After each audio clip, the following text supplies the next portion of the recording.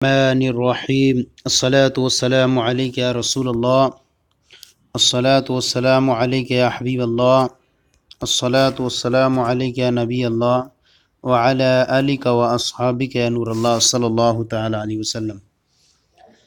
گزشتہ کل ہم نے جو سبق پڑھا تھا صفت کا بیان، اور صفت کا بیان پورا ہوگا، اس کے بعد خلاصۃ النحو کا طریقہ کار یہی ہے کہ اس میں 3 تمرینیں رہتی ہیں۔ پہلی تمرین جو ہوتی ہے اس بات پر مشتمل ہوتی ہے کہ اس میں اس طرح سے سوالات کیے جاتے ہیں طلبہ سے کہ وہ سبق بچوں کے صحیح طور پر یاد ہو جائے، اور دوسری تمرین غلطی کی نشاندہی پر رہتی ہے، اس میں کچھ تھوڑا سا لفظ غلط رہتا ہے جس کو صحیح کرنا رہتا ہے، اور تیسری تمرین جو رہتی ہے اس میں کچھ غلطیوں کی نشاندہی رہتی ہے اور کچھ جو ہے وہ سبق کے تعلق سے پہچاننا رہتا ہے۔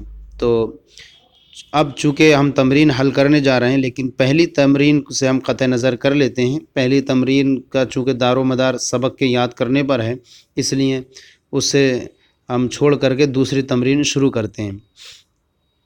تمرین نمبر 2 ہم جب شروع کرتے ہیں، غلطی کی نشاندہی کیجیے۔ یہاں پر ایک سوال نمبر 1 ہے، جس دوسرے لفظ کو پہلے لفظ کا اعراب دیا گیا ہو اسے مطبوع کہتے ہیں۔ یہ سوال ہے اور اس سوال کے اندر غلطی ہے، اسے ہمیں پہچاننا۔ تو یہاں ہم کریں گے کہ یہاں جو ہے جس دوسرے لفظ کو پہلے لفظ کا اعراب دیا گیا ہو اسے مطبوع کہتے ہیں، مطبوع نہ کہہ کر کے اسے تابع کہتے ہیں۔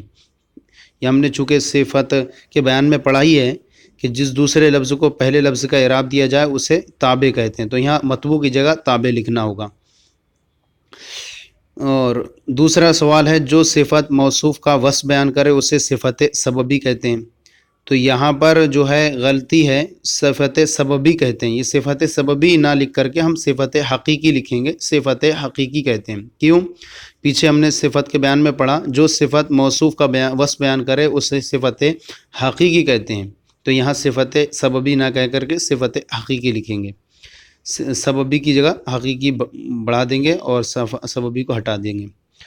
تیسرا سوال ہے، صفت سببی تذکیر و تانیث میں موصوف کے مطابق ہوتی ہے۔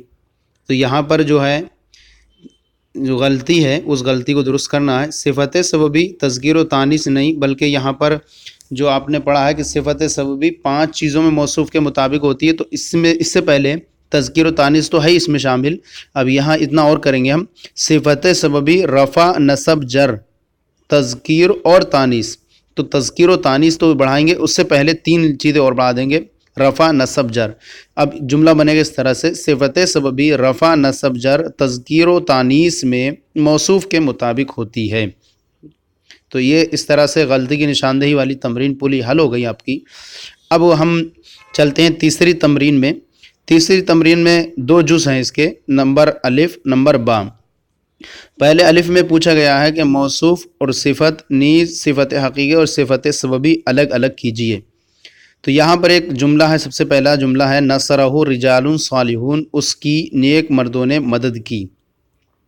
یہاں پر رجال یہ موصوف ہے اور مطبوع ہے، اور صالحون یہ صفت ہے، اور یہ صفت موصوف ہے، اور صالحون یہ صفت ہے، اور صفت یہاں پر صفت حقیقی ہے۔ تو رجال یہ موصوف ہویا اور صالحون یہ صفت۔ تو اس طرح سے ہم اس کے ٹیبل بنا لیں گے اس طور پر کہ سب سے پہلے ہم موصوف کا ایک ٹیبل بنائیں گے، پھر ایک صفت کا ٹیبل بنائیں گے، پھر ایک ٹیبل بنائیں گے حقیقی اور سببی کا۔ تو ہم رجالن کو اس کو رکھ دیں گے موصوف والے ٹیبل میں، اور صالحون کو رکھیں گے صفت والے میں، پھر جو ٹیبل دوسرا ہے ہمارا ہوگا حقیقی والے میں، اس کو ٹک لگا دیں گے کہ صالحون یہ صفت حقیقی ہے، کیونکہ رجال کی یہ صفت بیان کر رہا ہے، کسی اور متعلق کی صفت نہیں بیان کر رہا ہے، اس لیے یہ صفت حقیقی ہوگا۔ ہذہ قریۃ ظالم اہلھا، یہ ایسا گاؤں ہے جس کے رہنے والے ظالم ہیں۔ تو یہاں پر جو ہے قریۃ یہ موصوف ہے اور اسے موصوف کے ٹیبل میں رکھیں گے، ظالم یہ صفت ہے، اور یہ صفت اس کو رکھیں گے صفت سببی۔ ظالمون یہ صفت ہے کس کی؟ اہل کی صفت ہے، گاؤں کی صفت نہیں ہے۔ گاؤں جو ہے ظالم بننے کی صلاحیت نہیں رکھتا، تو یعنی یہ متعلق کی صفت بیان کر رہا ہے، اور متعلق جب صفت بیان کرے تو صفت سببی ہوتا ہے، لہٰذا ظالمون اہلھا یعنی گاؤں والے ظالم ہیں۔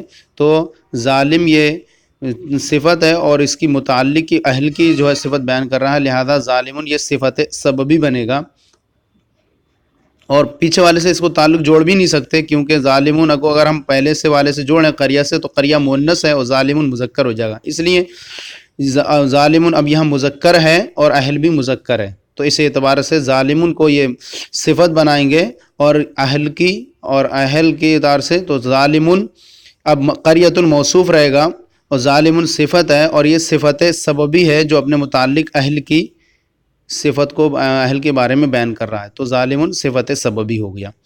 انہ ملک کریم، بے شک وہ نیک فرشتہ ہے، تو یہاں پر ملکن یہ موصوف ہے اور کریمن یہ صفت ہے، اور صفت یہاں پر صفت حقیقی ہے، کیونکہ یہ کسی متعلق کی صفت بیان نہیں کر رہا ہے بلکہ صرف نفس موصوف کی صفت بیان کر رہا ہے جو ملک ہے، تو اور ملک کی اور موصوف کی جب صفت بیان کی جائے تو وہاں صفت حقیقی ہوا کرتی ہے، لہذا کریمن یہاں صفت حقیقی ہے۔ ظبین جمیلا رأیت، میں نے خوبصورت ہرن دیکھی، تو یہاں ظبین جمیلاً یہ مفعول ہے اور مقدم ہو گیا ہے فعل پر، تو یہاں پر ظبین موصوف ہے اور جمیلاً یہ صفت ہے، اور صفت یہاں صفت حقیقی ہے، صفت حقیقی کیونکہ یہ خود موصوف ظبین ہرن کی صفت بیان کی جا رہی ہے یہاں پر، لہذا یہاں پر جمیلاً جو ہے صفت بنے گا اور صفت حقیقی بنے گا، اور ظبین یہاں موصوف ہوگا۔ میں نے خوبصورت ہرن دیکھی۔ جاء الرجل القاری، قاری مرد آیا، تو یہاں پر قاری مرد آیا، یہاں پر جاء الرجل یا موصوف ہے اور القاری یہاں پر صفت ہے اس کی، اور یہاں پر قاری یہ صفت حقیقی ہے جو رجل کی صفت موصوف کی صفت کو بیان کر رہا ہے، اور موصوف کی صفت بیان کر رہا ہے، متعلق کی صفت کو بیان نہیں کر رہا ہے، لہذا جب متعلق صفت حقیقی موصوف کی صفت کو بیان کرے تو وہاں صفت حقیقی ہوتی ہے، لہذا القاری یہاں صفت بنے گا رجل کی اور صفت حقیقی۔ النساء المسلمات الصائمات، مسلمان عورتیں روزہ دار ہیں۔ النساء المسلمات صائمات، مسلمان عورتیں روزہ دار ہیں، تو یہاں المسلمات یہ النساء المسلمات، یہ المسلمات اور صائمات، تو النساء المسلمات تو یہ موصوف النساء اور المسلمات صفت، اور یہ صفت جو ہے یہ مسلمات کی نساء کی صفت بیان کر رہا ہے، نہ کہ کسی اور کی بیان کر رہا ہے، کہ مسلمان عورتوں کے بارے میں بتایا جا رہا ہے کہ ان کی صفت کیا ہے کہ وہ مسلمان ہیں، تو لہذا یہ جب اس کی صفت بیان کر رہا ہے تو یہاں پر یہ کیا ہو گئی، مسلمات یہ صفت حقیقی ہوگا جو النساء موصوف کی صفت حقیقی بنے گا۔ نظرت الی بستان جاریۃ انہار، میں نے ایسے باغ کو دیکھا جس کی نہریں جاری ہیں، تو یہاں بستان جو ہے موصوف ہے اور جاریۃ یہ صفت ہے، اور لیکن یہ صفت سببی ہے جو بستان کی صفت بیان نہیں کر رہا ہے، بستان کے بارے میں نہیں بیان کر رہا ہے بلکہ انہاروں کے بارے میں بیان کر رہا ہے کہ نہریں جاری ہیں، تو اب یہ صفت سببی ہوگی جو متعلق کے بارے میں بیان کر رہا ہے کہ نہریں جاری ہیں، تو یہ جاریۃ مؤنث بھی آیا ہے جو انہار کے اعتبار سے آیا ہے، اور انہار مؤنث ہے، اور آپ نے صفت سببی میں یہ پڑھا بھی ہے کہ اس کا تعلق ایسے ہی ہوتا ہے جیسے کہ اس میں ظاہر کا فعل کے تعلق فعل کے ساتھ ہوتا ہے، کہ فاعل اس میں ظاہر ہو تو فعل واحد آئے گا، اور فاعل مؤنث ہو تو فعل مؤنث آئے گا، لہذا انہار یہاں پر مؤنث ہے تو جاریتن یا مؤنث آیا، تو یہ انہار جاریتن یہ بیان کر رہا ہے انہار کے بارے میں، لہذا یہاں پر یہ صفت سببی ہے، اور بستان موصوف ہے، جاریتن صفت ہے جو صفت بیان کر رہا ہے متعلق کے وصف انہار کے بارے میں، لہذا یہاں صفت سببی بنے گا۔ یہ ایک تمرین نمبر 3 کا یہ الف یہ جز ایک حل ہوا۔ اب اس کے بعد چلتے ہیں با میں۔ بردرجہ ذیل جملوں میں غلطی کی نشاندہی فرمائیں۔ یہاں کچھ جملے دیے ہیں اور جملوں میں آپ کو اس کو حل کرنا ہے، اس کے اندر کچھ غلط ہوں گی جہاں پر اعراب کے اعتبار سے آپ کو اس کو پہچاننا ہے۔ سب سے پہلا جملہ ہے ہوا ولد ذکین، یہاں یہ ترجمہ ہوگا اس کا اعتبار سے کہ ولد ذکین آیا ہے، تو یہاں ذکین درست نہیں ہے، ذکیون ہوگا، کیونکہ یہاں ولد یہ موصوف ہے اور موصوف اور صفت کا اعراب ایک ہی ہوتا ہے، اور یہاں ذکین یہ صفت بننا ہے اس کی اور صفت حقیقی بھی ہے، اور چونکہ یہ خبر بنے گا بعد میں ہوا کی اور خبر مرفوع ہوتی ہے تو لہذا موصوف کا جو اعراب ہوتا ہے وہی صفت کا اعراب ہوتا ہے. تو یہاں پر ذکیون کو ذکیون بنائیں گے جو کہ اور صفت حقیقی بھی ہو جائے گا یہ.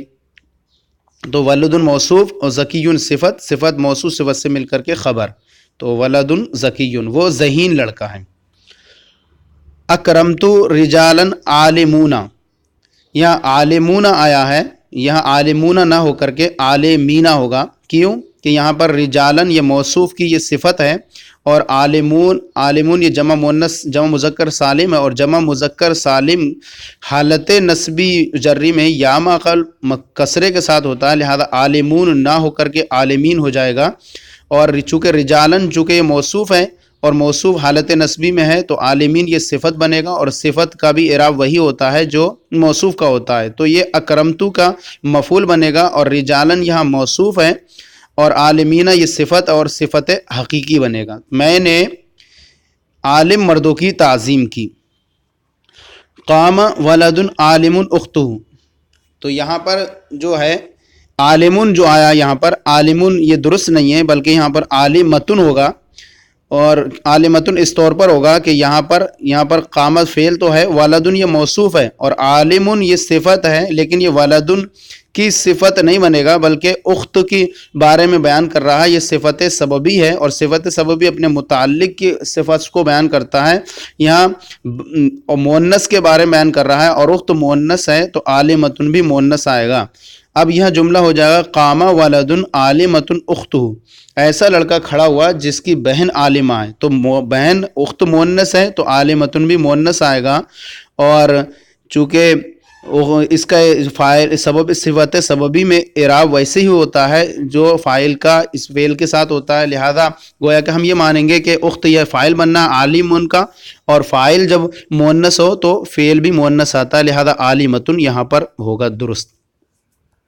جلس خلیفتن عادلتن، اب یہاں عادلتن جو یہ ہے یہ درست نہیں ہے کیونکہ خلیفہ یہ مذکر ہے، جیسے کہ اور اس میں تا جو تانیث کی نہیں ہے بلکہ یہاں پر تا جیسے وہ مذکر جو کسی کا مذکر کا نام ہو تو مذکر ہی رہے گا، جیسے طلحہ وغیرہ میں تا آ جاتی ہے.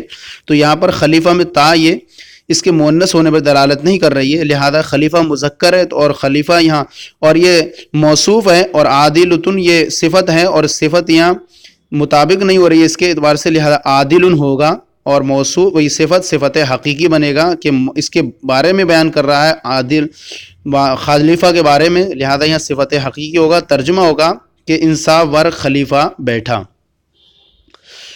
ہذہ دار کریمۃ صاحبھا، یہ کریمتن یہاں پر جو آیا ہے کریمتن درست نہیں ہے بلکہ یہاں کریمن ہوگا. کیوں کہ یہاں دارن جو مؤنث ہے لیکن اس اعتبار سے درست نہیں ہوگا کہ دارن کی صفت نہیں ہے کریمتن، بلکہ یہ کریمتن جو صفت یہ اپنے متعلق کے وصف کو بیان کر رہا ہے صاحب کے، اور صاحب مذکر ہے اور یہ صفت سببی ہے. صفت سببی کریمتن یہ صفت سببی اور صفت سببی اپنے متعلق کے وصف کو بیان کرتا ہے. متعلق یہاں مذکر ہے اور صفت سببی میں وہ اعراب اس طرح سے ہوتا ہے کہ جس طرح سے فاعل کا فعل کے ساتھ ہوتا ہے، اور صاحب مذکر ہے اور لہذا کریم بھی مذکر ہوگا. تو کریم مذکر ہوگا اور صاحبہ کی جو ضمیر ہے وہ لوٹ رہی ہے دار کی طرف. یہ ایسا گھر ہے جس کا مالک نیک ہے، تو مالک کے بارے میں بیان کیا جا رہا ہے نہ کہ دار کے بارے میں. اور مالک مذکر ہے، صاحب مذکر ہے، لہذا کریم بھی مذکر ہوگا. تو اب موصوف دارن موصوف اور کریمتن صفت سببی جو اپنے متعلق صاحب کے بارے میں بیان کر رہا ہے، صاحب مذکر ہے، لہذا کریمتن بھی مذکر ہوگا. یہ ایسا گھر ہے جس کا مالک نیک ہے. جاءت بنتن فتین، جاءت بنتن فتین، اب یہ فتین یہ درست نہیں ہے کیونکہ یہ بنتن کی صفت بننا ہے اور صفت حقیقی ہے، اور صفت حقیقی میں موصوف کا جو اعراب ہوتا ہے یہ وہی صفت کا اعراب ہوتا ہے، اور موصوف اگر مؤنث ہو تو صفت بھی مؤنث ہوگا. اور یہاں موصوف بنتن مؤنث ہے، فتین مذکر ہے، لہذا اس اعتبار سے دونوں مطابقت نہیں ہوئی، لہذا یہاں فتین نہ ہو کر کے فتینتن ہوگا. اور اب معنی ہوگا اس کا جاءت بنتن فتینتن، ذہین لڑکی آئی.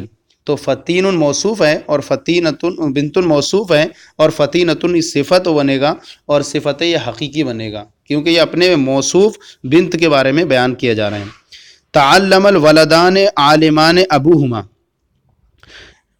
ایسے اب عالمان یہاں جو آ رہا ہے یہ درست نہیں ہے بلکہ یہاں پر ہوگا عالم ابوہما. کیوں کہ یہاں پر جو عالمان کا تعلق ہے وہ ابوہ سے ہے اور ابو مذکر ہے اور واحد ہے. تو اور قاعدہ صفت یہاں عالمون جو ہے صفت سببی ہے اور صفت سببی اپنے فاعل کا فعل کے تعلق سے جس طرح اعراب ہوتا ہے ایسے ہی ہوتا ہے، یہاں پر بھی یہی ایسی ہوگا. لہذا عالمون اور فاعل جب اس میں ظاہر ہو تو فعل ہمیشہ واحد آتا ہے اور یہاں تثنیہ عالمانے جو کہ ابو اس کا فاعل بننا ہے اور فاعل مذکر واحد ہے تو لہذا عالمانے یہ تثنیہ نہ ہو کر کے عالمون ہوگا. اب گویا کہ ولدان یہ موصوف ہے اور عالمانے جو عالمن بنے گا یہ عالمن یہ صفت سببی ہے جو اپنے متعلق ابو کے بارے میں بیان کر رہا ہے اور ابو چونکہ مذکر اور واحد ہے اور لہذا واحد ہونے کی وجہ سے فعل واحد آئے گا. اب معنی ہوگا اس کا ایسے دو لڑکوں نے تعلیم حاصل کی جن دونوں کا باپ عالم ہے. تو عالم باپ کے بارے میں بیان کیا جا رہا ہے اور باپ واحد مذکر واحد ہے لہذا فعل عالمن بھی مذکر آئے گا. عالمانے یہ درست نہیں ہے، یہاں عالمن کا یہاں درست کریں گے. اعاننی عبد قوی،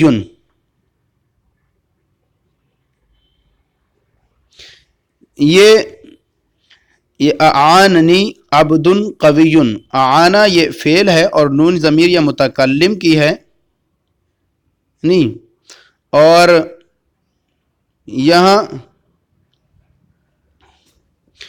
تو اعاننی یہ اب اتنا ہو گیا، اعاننی عبد قوی.